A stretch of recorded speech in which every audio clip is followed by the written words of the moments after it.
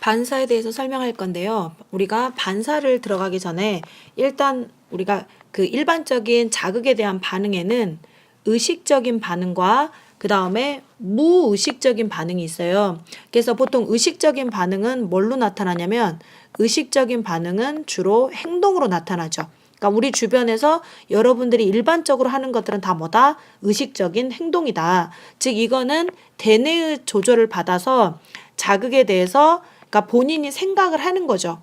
그러니까 일단 의식이라는 표현 잘 알아두시고요. 의식적으로 반응한다. 즉 축구 선수가 날아오는 공을 봤죠. 우리가 지난 시간에 시각의 최고 중추가 대뇌였죠. 그러니까 인식을 한 거죠. 봤다는 거. 그래서 뛰어올라서 헤딩을 했다. 그 다음에 나뭇가지에 앉아있는 잠자리를 본 거죠. 그러니까 의도적으로 내가 의도적으로 알면서 잡으려고 손을 뻗은 거죠. 그러니까 이처럼 우리가 대뇌의 조절을 받아서 행동으로 나타나는 게 의식적인 반응이고 그 다음에 이것과 반대로 대뇌랑 관계없이 무의식적으로 일어나는 그러니까 모든 반응을 우리가 뭐라고 하냐면 반사라고 하는데 이 반사가 지금 이제 화면에서 보여지는 무조건 반사랑 이따 이어서 설명할 조건 반사가 있다는 거. 근데 무조건 반사던 조건 반사던 이름에 반사라는 말이 들어가면 의식이다, 무의식이다. 무의식이다. 그래서 반사라는 말이 들어가면 꼭 기억하셔야 돼요. 뭐라고요? 무의식이다. 왜 강조를 하냐면 조건 반사는 우리가 대뇌랑 관련이 있기 때문에 아이들이 의식이라고 생각하는 경우가 있어서 일단 다시 한번 설명할게요. 반사라는 거는 어떤 자극에 대해서 자신의 의지랑 관계없이 무의식적으로 일어나는 게 뭐다? 반사다. 근데 무의식적으로 일어나는 반사 중에 선천적으로 타고나는 게 있죠. 보통 선천적이라는 거는 우리가 신생아들도 할 수 있는 거죠. 즉 본능이라는 거죠. 타고났다. 그런데 이 무조건 반사의 중추에는 뭐가 있냐면 우리가 이제 신경계에서 배웠었죠. 척수 반사. 척수 반사들은 선생님이 뭐라 그랬냐면 동작이 크다 그랬죠. 팔다리로 꼭 움직인다는 거. 그러니까 뜨거운 물체에 닿았을 때 손을 뗀다든가 그 다음에 날카로운 물체가 물체를 발로 밟았을 때 발을 뗀다든가 나도 모르게 발을 뗀다든가 그 다음에 뭔가 날라왔을 때 몸을 피한다든가 그러니까 뭔가 동작이 크면 무슨 반사구나 척수 반사구나 그러니까 무릎을 쳤을 때 무릎이 움직이는 거 그 다음에 배변 배뇨는 뭔지 아시죠? 우리가 똥오줌 쌀 때 동작이 어떻다? 크다. 그래서 동작이 큰 거는 척수 반사고 그에 반해서 연수 반사는 얼굴 주변에서 뭔가 활동들이 일어나면 이거는 뭐다?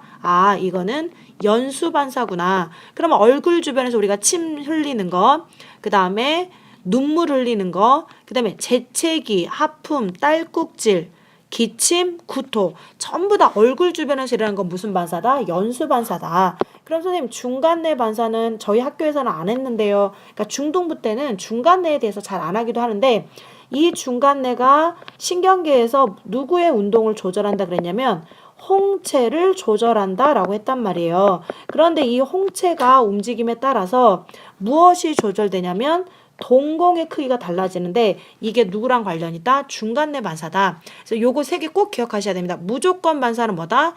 무조건 반사는 선천적이다. 타고난다는 거죠.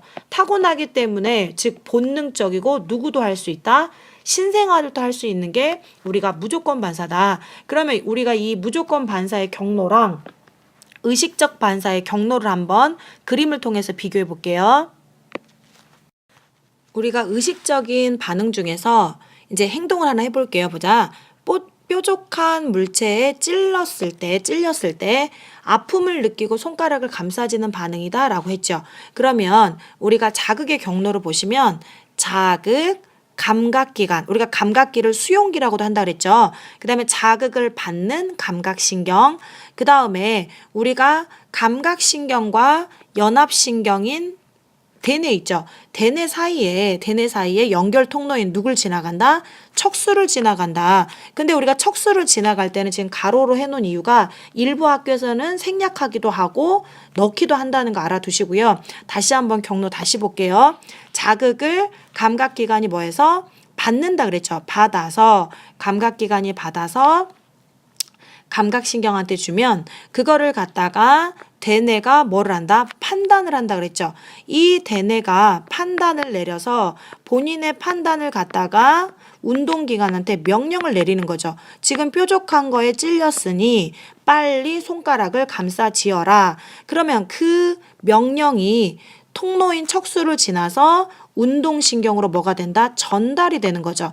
그거를 누가 받아서 그렇죠. 반응기관. 보통 우리가 반응기들은 움직일 수 있는 아이들이 많기 때문에 운동기라고 많이 하고요. 그림에서도 이렇게 다발로 나와 있는데 이게 지금 근육이 되는 거죠. 그러니까 근육을 움찔하면은 움직이는구나. 결국에는 최종적으로 반응이 나타나는 거죠. 이처럼 경로가 굉장히 길죠. 길고 복잡한 걸 우리가 이거는 의식적인, 즉 누구의 명령을 직접 받아서 대뇌의 명령을 직접 받은 의식적인 행동이구나.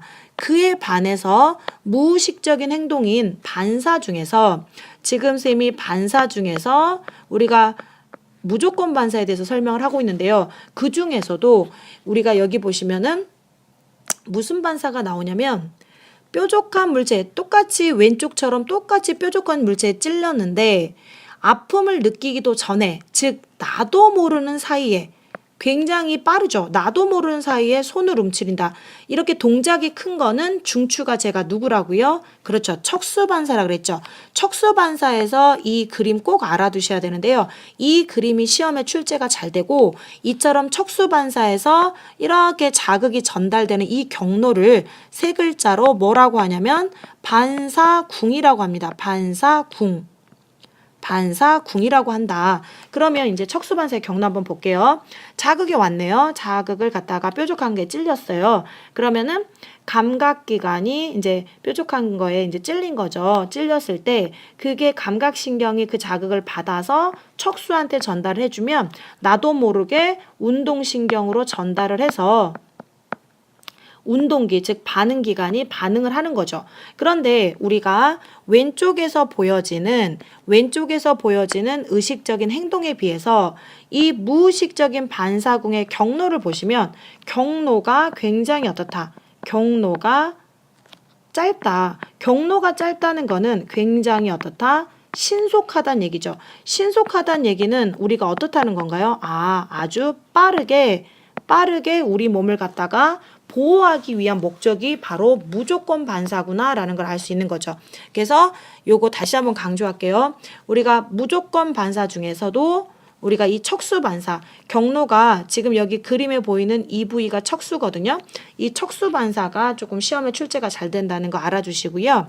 그 다음에 우리가 똑같은 무의식적인 반응인데 무의식적인 반응 중에서 이번에는 선천적이지 않고 과거의 경험이 조건이 된, 즉 무슨 반사가 있다? 후천적으로 습득이 되는 반사가 있다. 이 후천적인 반사 우리가 무슨 반사라 부르냐면 조건 반사라고 부른다고요. 그러면 이 시점에서 다시 한번 물어볼게요. 우리가 의식적인 반응이랑 무의식적인 반응이 있는데 무의식적인 반응은 이름에 뭐가 들어간다고요? 그렇죠. 반사가 들어간다고요. 근데 무의식적인 반응에 즉 조건 반사랑 무조건 반사가 있는데 무조건 반사는 선천적이라 했죠. 타고나는 거고 지금 이제 설명할 조건 반사는 과거의 경험이 기억에 남는 거죠. 과거의 경험이 기억에 남았다는 얘기는 누가 관여가 돼 있구나. 대뇌가 관여가 돼 있다는 얘기죠. 그러면 지금부터 조건 반사의 예를 한번 볼게요. 파블로프의 개 실험이 있어요. 이 파블로프의 개 실험은 굉장히 중요한 조건 반사의 예인데 이제 파블로프가 개한테 밥을 줬더니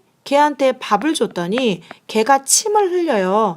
밥을 줬을 때 침이 분비된다. 얼굴 주변에서 침이 나온다. 이거는 뭐구나? 무조건 반사구나. 이거는 무조건 반사 중에서 반사의 중추가 누구구나? 그렇죠. 연수구나 라는 걸 알 수 있어요.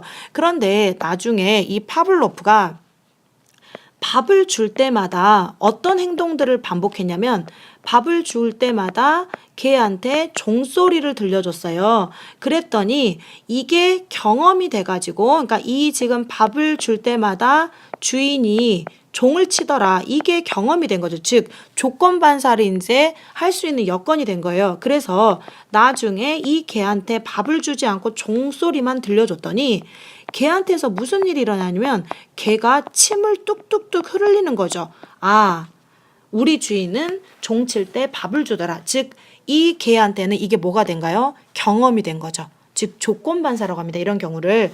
그 다음에 신과일. 만약에 얘들아 신과일을 먹어본 적이 없는 사람의 경우에는 신과일을 본다 그래서 침이 나오질 않거든요. 근데 신과일을 먹어본 사람은 과거에 굉장히 쉬었단 말이죠. 그게 기억에 남아있는 거죠. 과거의 경험이 후천적으로 남아있는 거죠. 그러면은 이 신과일을 보기만 해도 침이 고인다는 거.